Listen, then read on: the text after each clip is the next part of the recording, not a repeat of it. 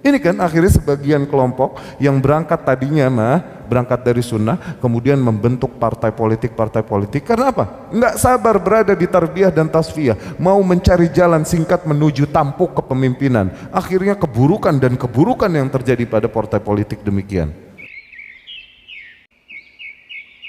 Banyak orang bicara Indonesia akan tegak negaranya, yang khilafah benderanya itu bertuliskan lafaz la ilaha illallah Muhammadar Rasulullah. Nah, pertanyaan adalah bagaimana menurut Ustadz, apakah negeri kita akan tegak menjadi negara Islam seperti itu? Barakallahu fiik. Tidak, itu nggak jadi jaminan, ya.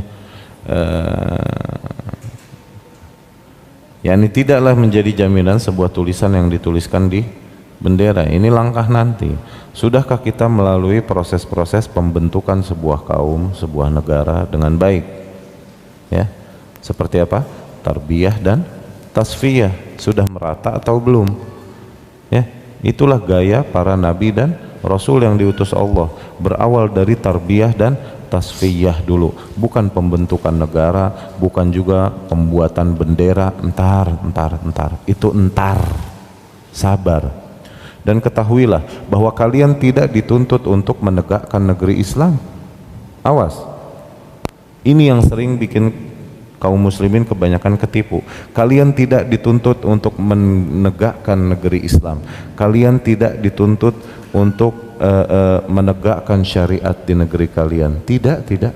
Itu hal yang di luar kemampuan manusia. Oke? Kalian dituntut untuk menjadikan sebab-sebabnya saja. Yaitu apa? Ya kan? Terapkan syariah sebisa mungkin. Jangan ngomongin negeri di kalian, terapkan syariah sebisa mungkin pada dirimu dan keluargamu, sebagaimana yang semalam kita sampaikan. Ku anfusakum wa ahlikum naro. Adapun apakah nanti negeri ini jadi negeri Islam atau tidak, itu Allah yang mengatur. Ingat, dalam segala permasalahan begini harusnya berpikirnya. Kita tidak dituntut hasil, kita dituntut proses. Tuh. Apakah kalian dituntut untuk menjadi ulama? Tidak, tapi kita dituntut Apakah kalian diwajibkan untuk masuk surga? Ada nggak kewajiban masuk surga? Nggak ada, tapi kalian dituntut untuk menjadikan sebab-sebab masuk surga, yaitu apa? Jalankan perintahnya, jauhi larangannya, itu kan. Adapun mau masuk surga atau enggak, rahmat Allah itu mah. Apakah kalian dituntut naik kelas? Tapi dituntut belajar, gitu kan? Apakah kalian dituntut sukses? Kesuksesan atau tidak, gimana Allah yang menentukan. Yang kita dituntut adalah lakukan semampu mungkin apa yang bisa kita lakukan, itu kan, ya. Kita nggak dituntut untuk mendirikan negeri Islam, bendera Islam, dan enggak.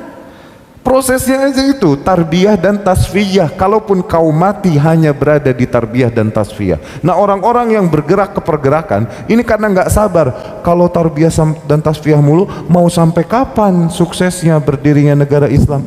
Apa urusannya? Mau jadi apa enggak bukan urusan ente.